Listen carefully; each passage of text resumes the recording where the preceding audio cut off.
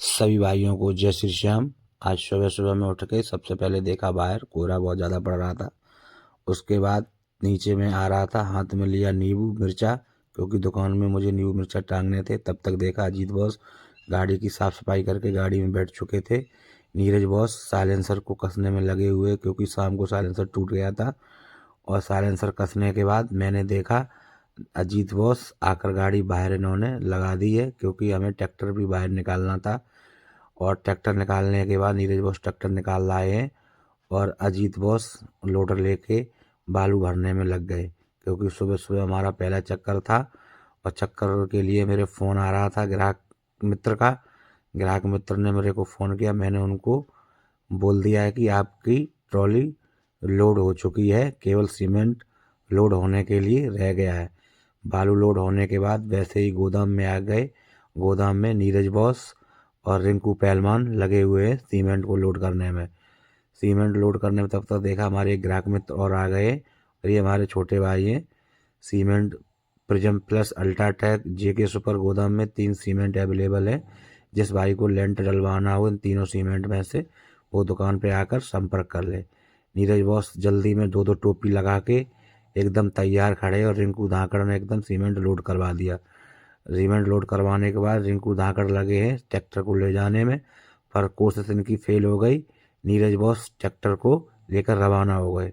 Tractor लेटाने के बाद Neeraj boss ने झांसी वाली गिट्टी भरना स्टार्ट कर दी, क्योंकि मैं उनके पास खड़ा था। मैंने उनको समझाया ज़्यादा नीचे से गिट्टी नहीं भरना, क्योंकि लेंटर में मिट्टी चली जाएगी। उसके बाद नीरज बॉस आकर प्रिज्म प्लस सीमेंट लोड करने लगे, क्योंकि हमारे ग्राहक मित्र का प्रिज्म प्लस से आज लेंटर डलेगा।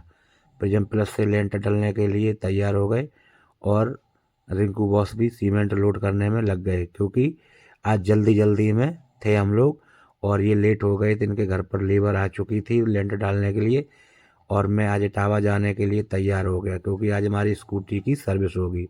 और मैं गाड़ी की साफ़ सफाई करने में लग गया मन से, और साफ़ सफाई करने के बाद साफ़ सफाई करके गया ऑफिस। बाबा बागेश्वर धाम की तरह मैं बनाने लगा पर्चा। मैंने पहला पर्चा बनाया ग्राहक देवता का, और लिया खाटू श्याम जी से बाबा जी का आशीर्वाद लेने के बाद मैंने देखा मेरे छोटा सा मंदिर में खाटू श्याम जी से भी आशीर्वाद लिया। और खाटू श्याम जी से आशीर्वाद लेने के बाद हम लोग निकल गए इटावा की तरफ। रास्ते में श्री बांके मिष्ठान भंडार कुर्रा में दुकान दिखाई दी। वहाँ पर हमने खाए समोसे। समोसे खाने के बाद हमने ली मिठाई, और मिट्ठू बॉस के साथ की मस्ती। मिट्ठू बॉस से मस्ती करने के बाद हम लोग निकल गए इटावा की तरफ। इटावा एजेंसी पर स्कूटी की सर्विस कराने के लिए पहुंच चुके हैं। यहाँ पर हमने बहुत सारी चेतक स्कूटी देखी हैं। स्कूटी देखने के बाद इन्हीं मालिक का बजाज का शोरूम था, मैं इनके शोरूम पर आ गया हूँ। और पल्सर गाड़ी देखी, बहुत बेस्ट बेस्ट पल्सर गाड़ी दिख रही थी, लुक वाइज बहुत बेस्ट थी। और तब तक हमारी स्कूटी का नंबर आ चुका था। मैंने स्कूटी का नंबर हाथ में ले लिया, स्कूटी का नंबर पड़ा, और मैं बहुत खुश हो गया। मैंने बुलाया मोहित भाई को। मोहित भाई ने हमारी स्कूटी खोल ली सर्विस के लिए, और खोलने के बाद इन्होंने भैंस वाला इंजेक्शन लिया, और उसमें लिक्विड ऑयल डालने के लिए तैयार हो गए। ये ऑयल हमारी स्कूटी चेतक में डाल दिया, और उन्होंने हमको ऑयल की शीशी दी और दिखाया ये 180 ml की होती है, इसकी कीमत 122 रुपये होती है। पर हमने देखा उनसे एक मिस्टेक हो चुकी थी, उन्होंने ऑयल डाला पर बोल्ट कसना भूल गए। भारी मिस्टेक के बाद उन्होंने दोबारा ऑयल डाला। ऑयल डालने के बाद नया ऑयल डालने के बाद हमने स्कूटी पे आगे, तब तक हमारी नंबर प्लेट लग चुकी थी स्कूटी की। अब स्कूटी का लुक और ही अच्छा लग रहा था। फिर हमारी छोटे भाई आ गए, उन्होंने हमें स्कूटी की सर्विस का बिल दिया, जो कि 578 रुपये हो गया।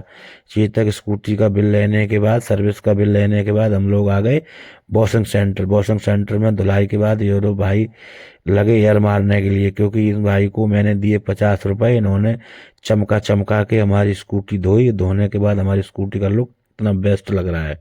जय श्री श्याम।